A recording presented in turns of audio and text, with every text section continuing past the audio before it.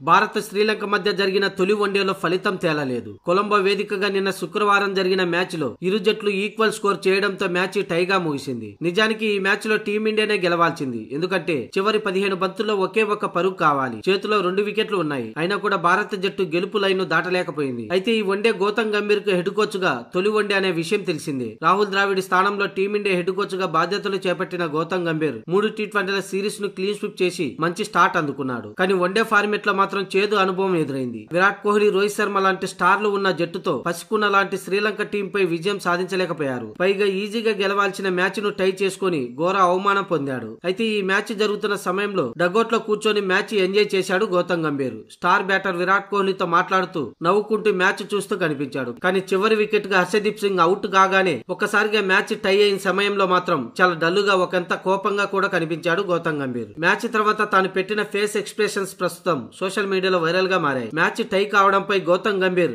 ఏమాత్రం సంతృప్తిగా లేడని సమాచారం. మ్యాచ్ తర్వాత డ్రెస్సింగ్ రూమ్ లో కూడా మ్యాచ్ పై చాలా సేపు చర్చ జరిగినట్లు, ఆటగాళ్లకు గంభీర్ క్లాస్ పీకినట్లు తెలుస్తుంది. రోహిత్ శర్మ నుంచి మంచి స్టార్ట్ లభించిన మిగతా బ్యాటర్లు ఎందుకు దాన్ని కంటిన్యూ చేయలేకపోయారో తనకు అర్థం కావడం లేదంటూ గౌతమ్ గంభీర్ ఆటగాళ్లపై ఆగ్రహం వ్యక్తం చేసినట్లు కూడా సమాచారం.